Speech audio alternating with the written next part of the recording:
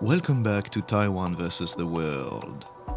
Today we will discuss Taiwan and Europe. The political landscape in Europe is complex and changing, but it is important for Taiwan's international support. And it is too often misunderstood by Taiwanese, including those in positions of power. Our two guests will tell us what is really going on. Then we will hear the first of several features we are preparing on drones. We will begin by asking how Taiwan can build its own drone industry. But first, let's hear from our two European guests.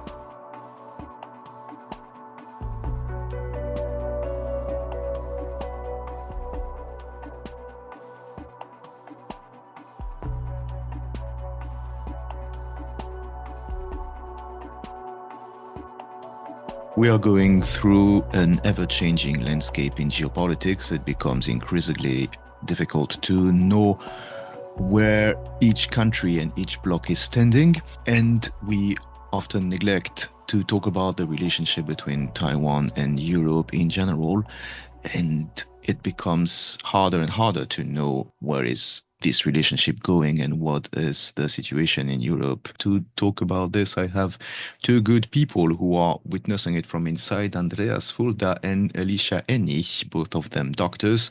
Andreas and Alicia, hello and welcome. Hello. Yeah, hello, good morning. I would ask first if you can introduce yourself to the audience, maybe Alicia first. Yeah, I can do that. So my name is Alicia. I used to be a university researcher and now I'm affiliated with a Swedish think tank. And my research area is, well, I have two different research areas. One is research security. So that means I'm looking into the risks that are coming with doing research collaboration with Chinese or with research partners at Chinese universities.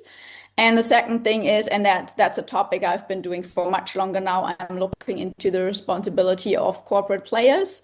And for some years already, I've been focusing on the corporate responsibility in autocratic countries such as China. I'm a trained political scientist and China expert. I have taken a keen interest in Taiwan since 1996, when the third Taiwan Strait crisis erupted. I subsequently spent a year in Taipei at the Furen Daxue, the Furen University, to hone my Chinese language skills. I've published extensively about Taiwan, domestic politics, but also on China. I lived and worked in China for more than 7 years, doing some grassroots democracy and NGO capacity building work. And so for our listeners, I think it's quite important to emphasize that I see myself as a pracademic, as a practicing academic, someone who's been wearing two hats, so to speak, doing both practical work, in the real world, as well as research on China and Taiwan. And so far, I found this combination, this constant combining of theory and practice, very very fruitful, and so I'm glad to be able to speak to you today. Yes, this is one reason why I was happy to talk to both of you, is that I have noticed that you both have a very practical approach. And I feel like on commenting on Taiwan's international relations in general, and specifically with Europe, there are a lot of comments that focus on, let's say, high-level exchanges, kind of maybe over reading into what one head of state or government have done in relationship to China or to Taiwan. And both of you are very practical in your approach, as Alicia said, also looking into what happens in universities and into businesses. So this is the first question I would like to ask. What do you both observe on a level outside of the circles of power, something in businesses, in academia, in society in general, in Europe, when it comes to China and Taiwan? What do you observe in general? Okay, yeah, I start with that because I mean it directly falls into my research area, and I've been lamenting about that essentially for a long time. That when we look at the business relations corporate actors have with China, it's like Well, nowadays they may think about more like geopolitical risk and so on, because that's now an external factor that comes into their overall risk calculation. But the general issue I have with this is that we do not think so much about, hey, are we doing business with a democracy or are we doing business with an autocracy? It's mainly just the risk lens that's coming in. That's decisive here, but not any like maybe let's say a value orientation, right? That we maybe should do business differently with autocracies than with democracies, and there are more issues to watch out. So what I feel is the issue with China is that all these business relations are completely normalized in the way it doesn't actually make a difference whether we are dealing with an autocracy and a democracy. And I don't think personally we should handle it like this. And so this is my viewpoint essentially on this, that we are speaking of pretty much normalized relations with an autocratic country with which we're doing business for decades already. And that has been influencing the business community. So nowadays, when you come up with certain criticism in the sense of, well, there are ubiquitous human rights infringements on a systematic scale in China that may also impact your business, it's more like, yeah, we do understand that from a risk perspective because it can impact our reputation. But it's not like, oh yeah, maybe we should overthink our relations with that Chinese business partner because there are obviously human values infringed. Yeah, I would echo that. I mean, the problem for big business is that they have to reckon with their host, which in the case of China is the Communist Party, which is effectively the gatekeeper. And so when we speak about our relationship with China, in fact, it is very much filtered through the business lens, and big Western corporations are basically appeasing the Communist Party for profit. And I do see actually some parallels even in academia. Of course, the profit motive is less pronounced, or at least I would hope so. But there are similarities insofar if you are, for example, an academic at a Western university and you want to do research on China, you will also have to work through official partners. Let's say some of the big universities in Beijing, like the Beijing University, Beida, or perhaps in Shanghai, the Fudan University. And they're quite prestigious. However, they are also gatekeepers, and you will only be able to do certain types of research if you work through these kind of partners. And let's say I know that Alicia has a strong interest in human rights, minorities.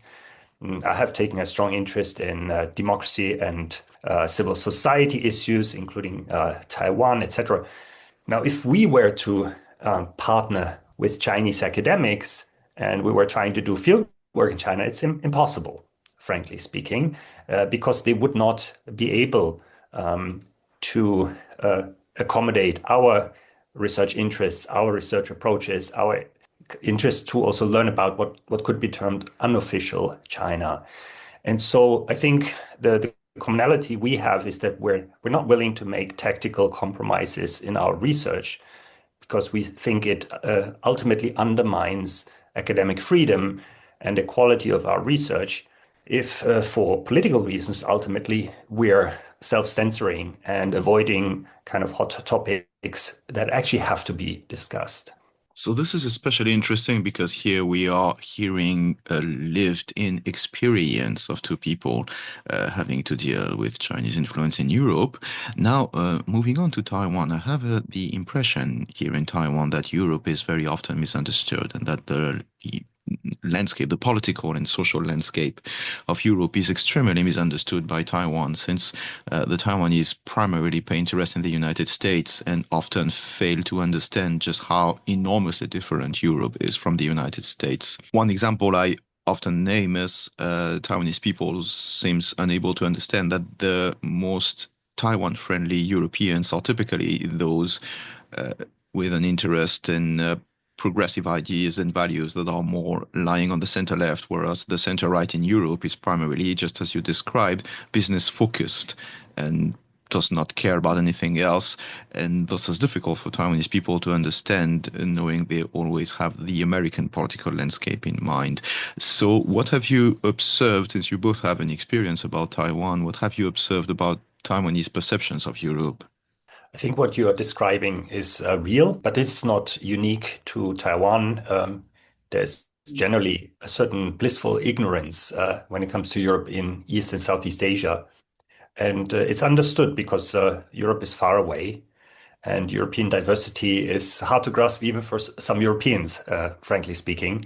We have the northern Scandinavian countries, we have the eastern member states, the southern partner countries, and of course the western European states. And so the diversity is enormous. Indeed, also when it comes to attitudes towards China and Taiwan, there are huge differences. What I find interesting and remarkable is that it's been actually the Eastern Europeans who've been most progressive. Think of Lithuania, but also Czech Republic. And in a way, what could be termed old Europe, like Germany, France, UK, we've been slow to catch up with our European allies. And I think what explains this dichotomy is that in Eastern Europe, people have experienced imperialism in much more traumatic ways. Think of the Soviet Union and the Nazi aggression, for example, in the Baltic states. And they can empathize with Taiwan much more.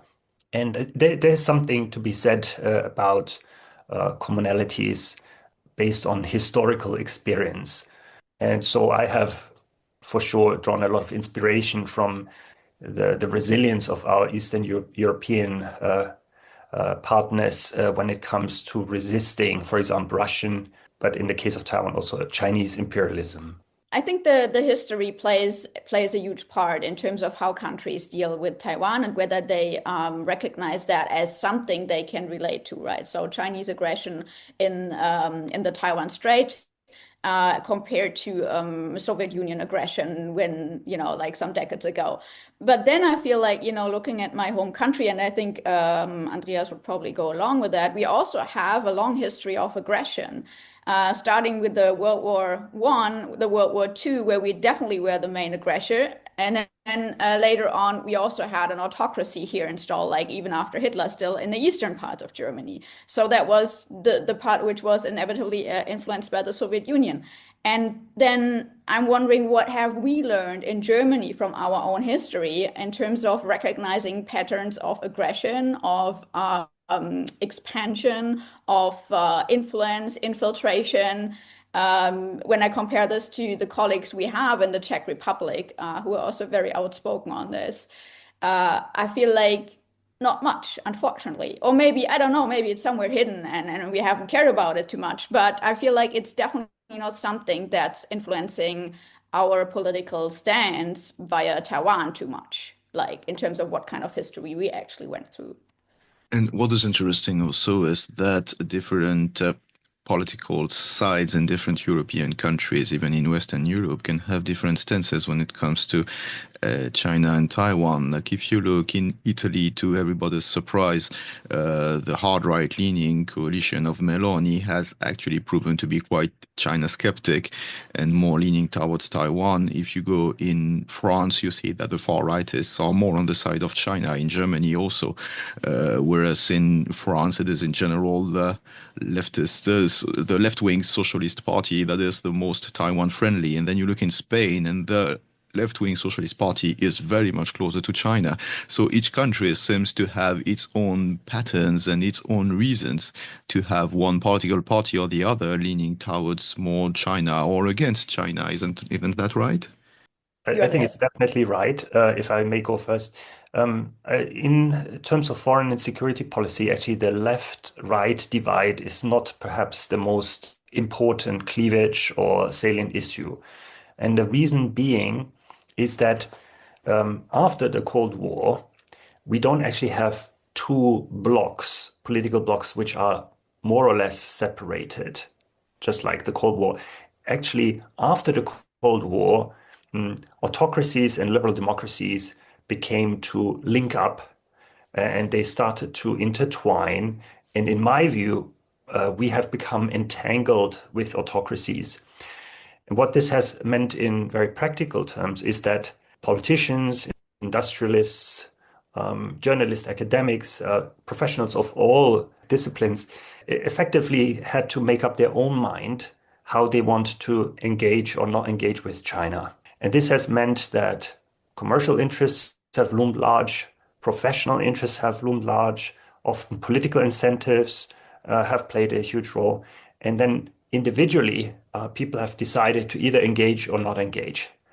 And this has led to a very fragmented landscape in Europe, where you can have a totally compromised social democrat or a value-oriented conservative, or the other way around.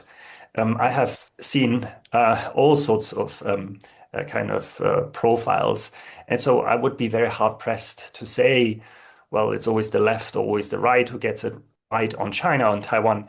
It is actually very much a question of which kind of individual are you dealing with and what are their worldviews, their values and experiences. Maybe Alicia, you have similar or different experiences. I'm curious to hear what you think about this. Yeah, no, I would definitely go along with that. I think it's like for people outside the union, it's even as you said, like for us within the union, it's like we can't just, simplify our view on the union just by stereotyping, oh, that's typically left wing and that's typically right wing, because the situation here is a little bit more complicated than in the United States. And then it's even more complicated because, as you said, like every country has a different configuration.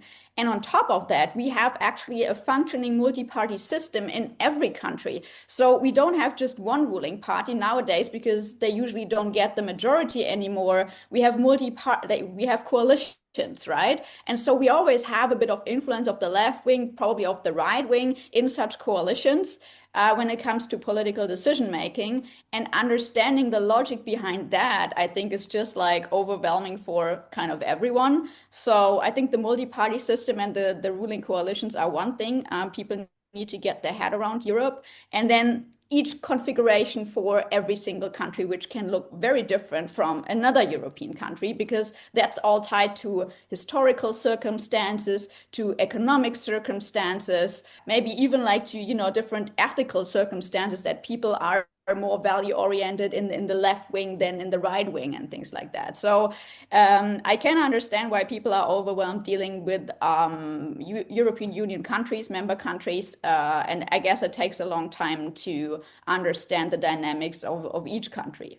Excellent. Yes, thank you very much for this. And then this leads us to ask ourselves the question, what is Taiwan doing about Europe now? When we observe what the current administration is doing, how it is dealing with Europe, the Union itself and its member states, what do we see? What comment can you provide us about what Taiwan is doing with Europe? My impression is that Taiwan has always had a very difficult situation since very few, almost non-European member states recognize Taiwan diplomatically. To my understanding, it's only the Vatican, which has diplomatic relations. I just visited Rome, but that is, of course, not a significant geopolitical player. And so actually making the most of this limited diplomatic space is challenging. Trade has been another venue to advance relationships. So, for example, in the case of Germany, which both Alicia and I are from, we have seen investments, for example, in Eastern Germany by TSMC in Dresden for chips production. Now, that is, of course, very useful and helpful for Germany. But my take on that is I don't quite see the value for Taiwan. It does, of course, create some commercial links, but it hasn't really helped to augment the overall German-Taiwanese relationship. And this is why I have been arguing from the German side that it's actually in our own self-interest to deepen our diplomatic, commercial, but also military relationship with Taiwan because of the threat or the looming crisis in the Taiwan Strait, which also would affect Germany and Europe. And I think it is this kind of argument that actually German citizens, German intellectuals have to make because for the Taiwanese government to actually impress upon the German government, Brussels, that is really an uphill battle for the reasons I've just mentioned. And, it really requires a rethink on the European side. Yeah, I think I would like to add a few thoughts on this.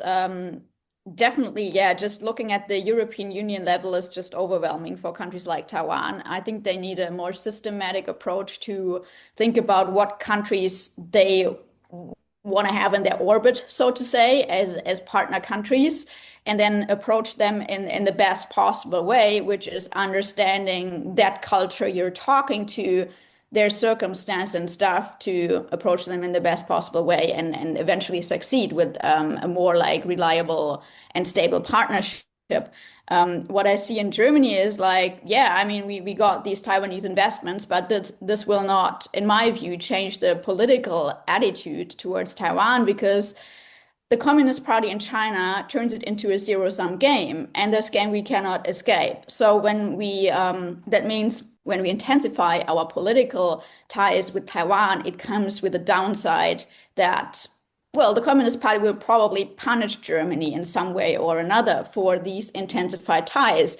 And the business community, especially like German big corporates, are still heavily involved in China. And I guess what they fear is a sort of punishment, right? Being like losing access to the market, or their access being limited, or things like that. And this is where the Communist Party has leverage when it comes to German larger companies. And so I think this is a scenario which is very present and which kind of hinders German political decision makers to intensify their ties with Taiwan. And this is a dilemma that cannot be solved from the Taiwan side. So I see that as a major problem. Yeah, I just would like to add one perspective briefly, if I may. What you just outlined, Alicia, I agree with 100%, but I would like to add a different kind of risk profile. You're right that by intensifying relationships with Taiwan, Beijing wouldn't be happy. And that's putting it mildly. They would be furious. Yes, and they would probably punish one or two of these big companies. But if we look at the bigger scheme of things, so for example, a naval blockade, or let's say even if they were to call this a quarantine, according to the Rhodium Group, would cost the world economy $2 to $5 billion.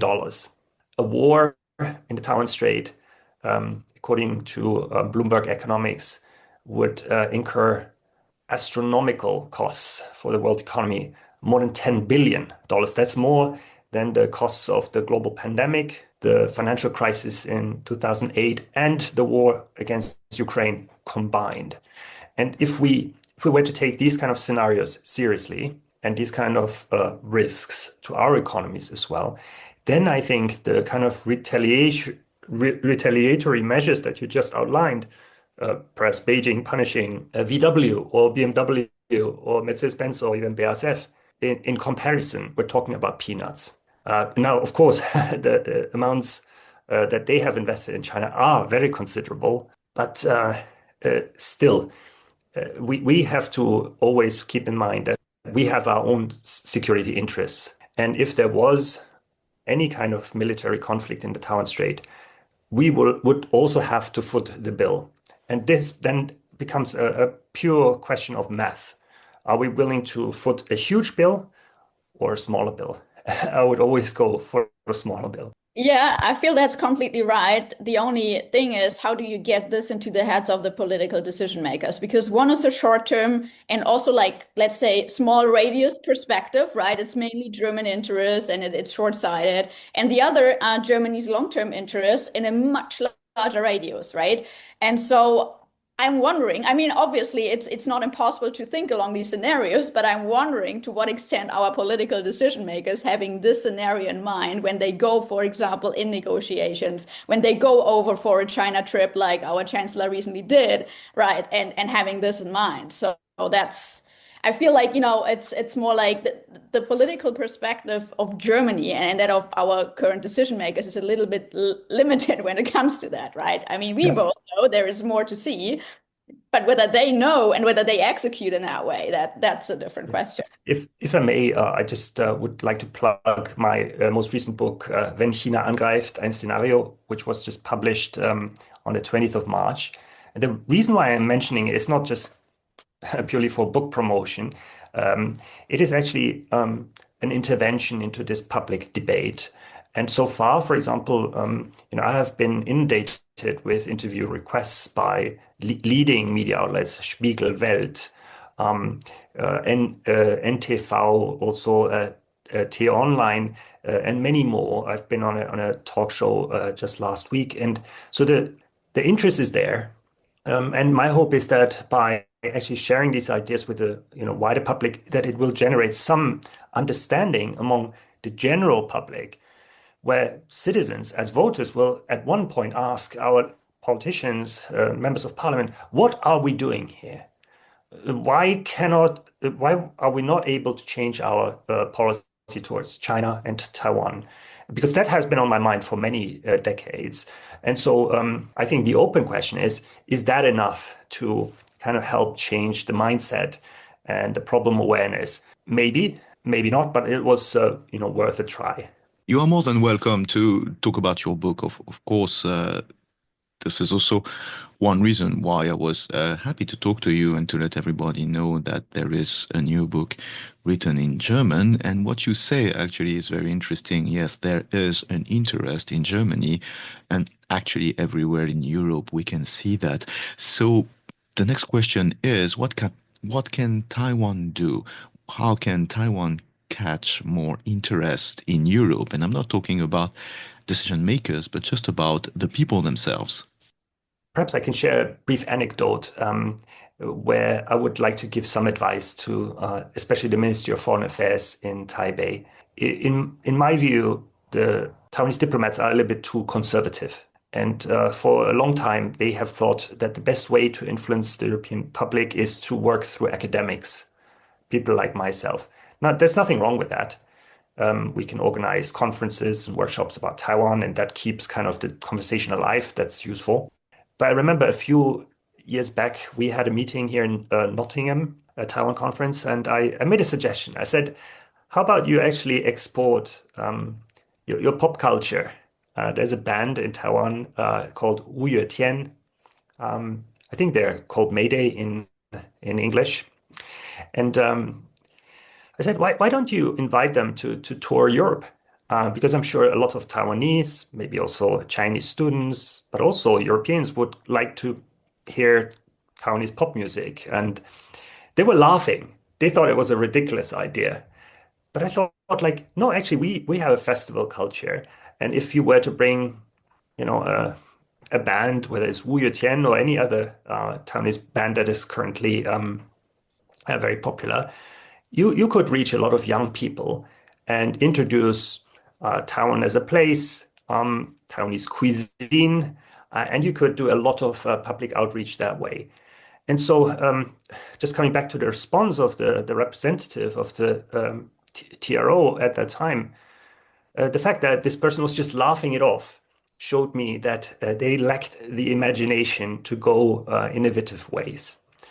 Now things have changed. Now I understand that one of the Taiwanese ambassadors to Finland is a bit of a rock star playing death metal. Now that is very unusual indeed, and that's perhaps exactly the right approach to connect with an audience that is now interested in maybe the quirky side of Taiwan, the pluralistic side of Taiwanese society. And so in addition to reaching out to academics like ourselves, I do think there is a case to be made for much wider public outreach and to showcase Taiwanese society in all its glory. Yeah, if I can add to this, I think the soft power, right? That's what Andreas is speaking of. The soft power is a really essential element. And I mean, we remember how successful China actually was in developing their soft power before more aggression came in, and then the kind of effect of soft power waned. But soft power, I think, is a very important tool, like in terms of cultural kind of highlights that could be presented to other countries for additional like links and friendship formats and stuff like that. But the other thing I wanted to highlight is it's also very important, and I think this shouldn't be underestimated, to have really dedicated staff at your offices around the world. Because what I experience is, it's like you get a business card of someone from such an office, and then you send an email and you don't get a response. You send a second email, you don't get a response. And so, this is not ideal, right?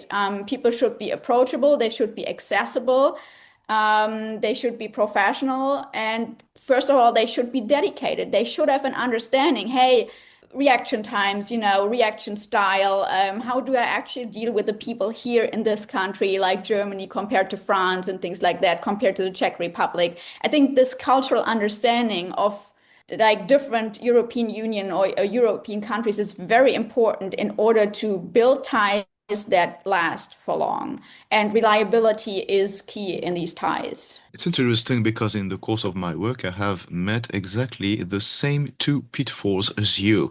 What Andreas said, I have been consistently supporting this because I do something that most foreign journalists, if not all, are not doing in Taiwan, which is to do actual reporting and not just talking about geopolitics. So I meet a lot of people in culture, in society, etc. And it is true that the potential for soft power is enormous. I interviewed a lot of these bands, and I'm always amazed as to why they are not given more visibility. Even when they try, they do not receive any sort of assistance from public authorities. They receive it domestically, but not overseas.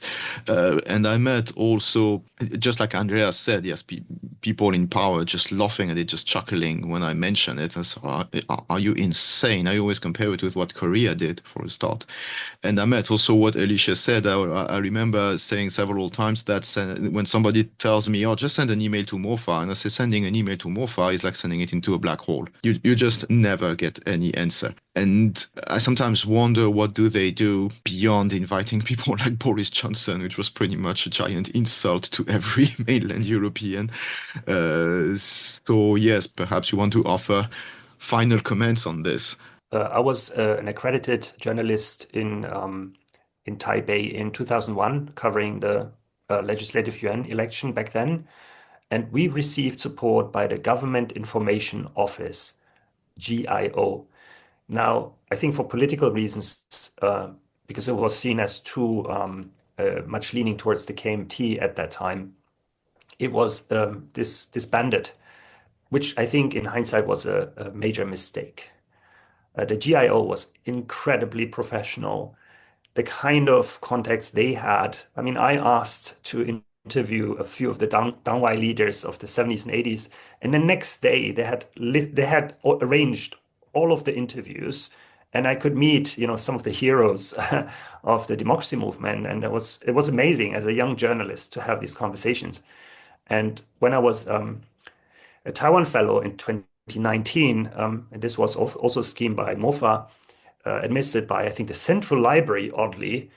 This was very badly organized. And I think, I'm sorry to say something negative here, but it was really underselling Taiwan. It was really not helpful. And of course, I will always be supportive of Taiwan and Taiwanese society, but I have to say I'm very critical of MOFA. I think it has become a very conservative organization that is not trying hard enough to lobby on behalf of Taiwan abroad. And I think this has to change. I think it's very important that Taiwan itself recognizes all the gems they are having, which is not just in the area of technology, like speaking of semiconductors, which are, useful to the entire world, obviously, but also about the soft culture aspect, music, also like philosophical legacy, right? Taiwan is a place where Taoism is still practiced and other religions that are completely banned from the mainland, whereas the Chinese mainland and the Communist Party have nothing better to do than instrumentalizing whatever is left of their philosophical legacy. And there Taiwan could also emerge as an authentic player in this area of cultivating values and value orientations. So I think there is a lot of potential in this island, but they have to recognize it themselves and they have to develop that into a soft power capacity. And for that, you need to have not just bureaucrats in the government, but really like dynamic, forward-looking people, the young generation, people who are more outgoing, who have visions, who have imagination to do that. Andreas and Alicia, thank you so much for your insights, and well, let's hope things will get better soon. Yeah, thanks for having us.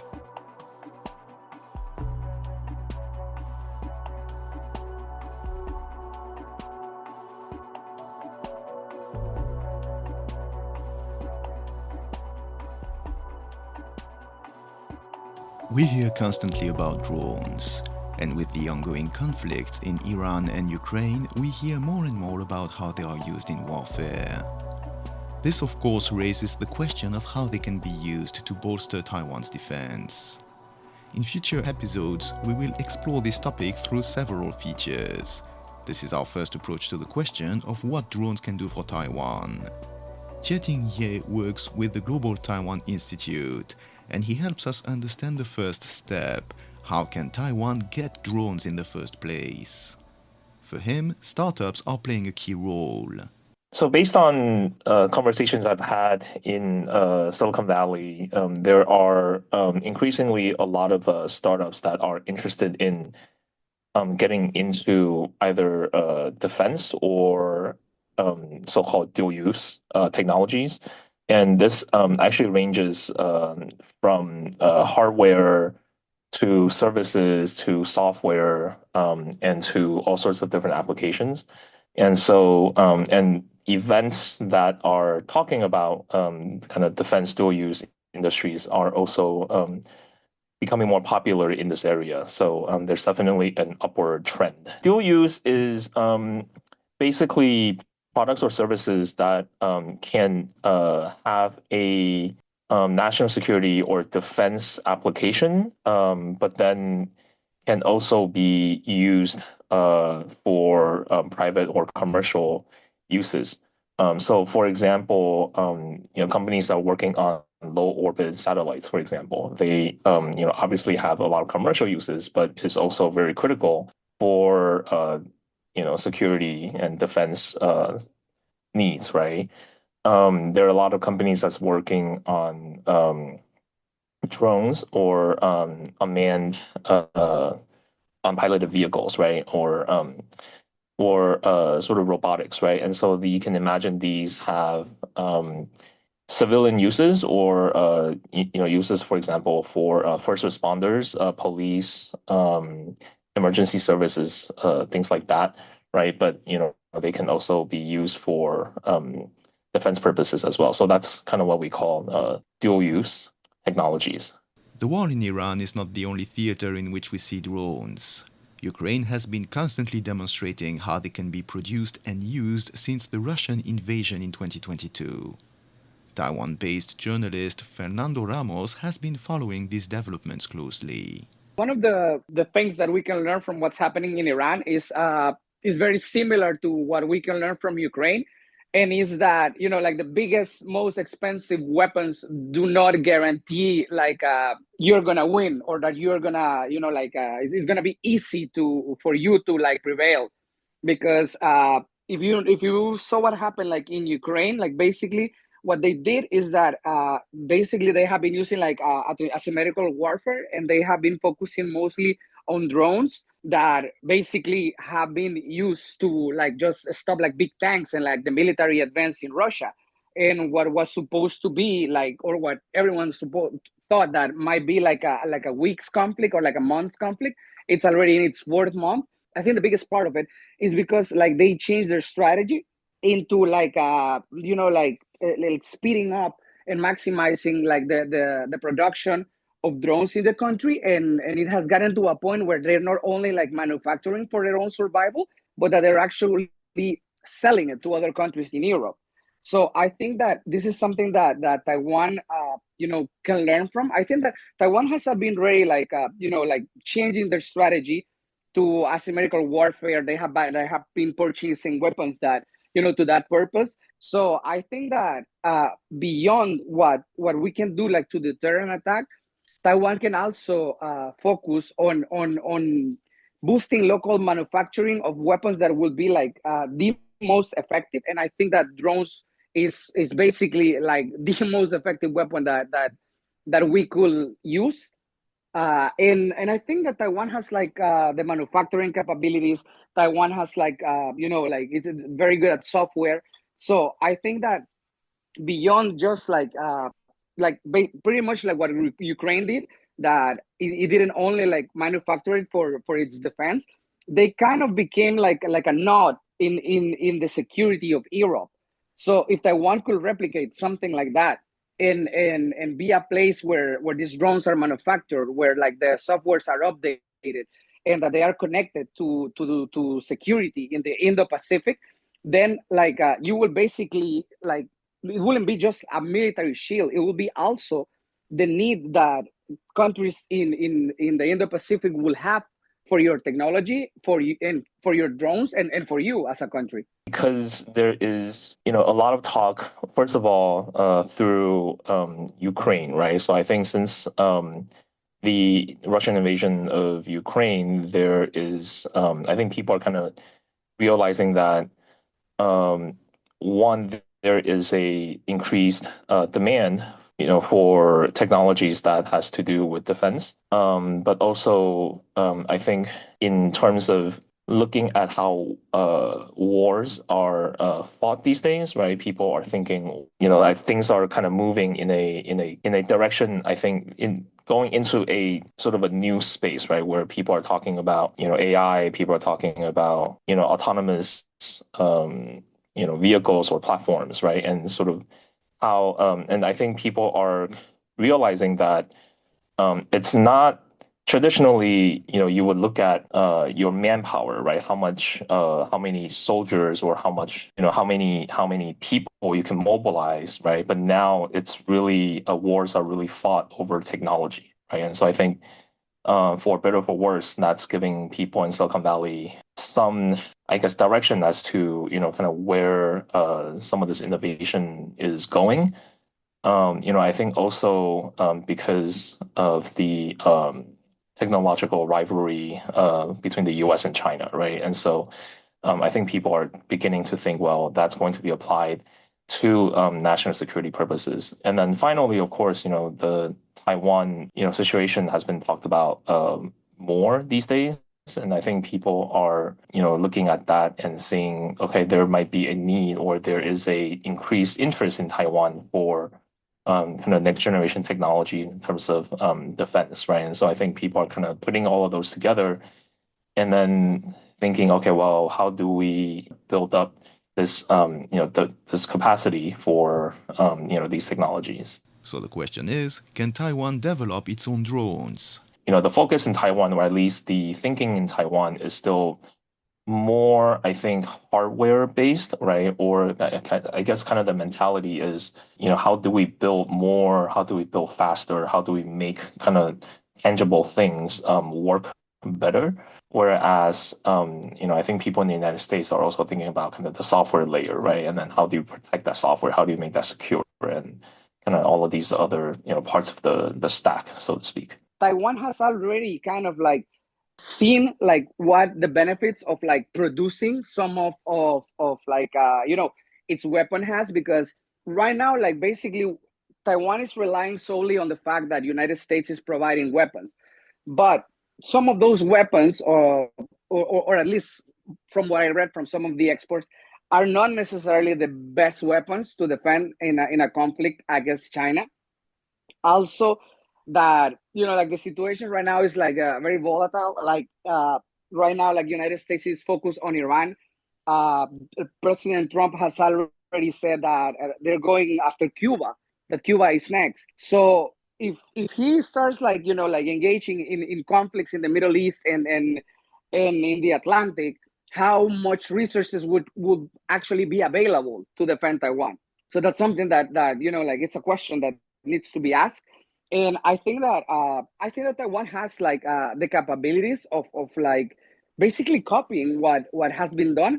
For example, when right now, since we were talking about like like general conflicts, in the conflict right now with Israel, basically what Iran was doing was also using drones that were like $300,000 or something like that. And to stop it, like Iran will have to spend a missile, that an interceptor missile, that it was like millions of dollars. So it's also like, about like depleting the resources of an enemy that has a lot more resources than you. So basically, that's just a smart practice, and we're seeing that it's effective in all of these conflicts. So I think that that's something that Taiwan should really look into.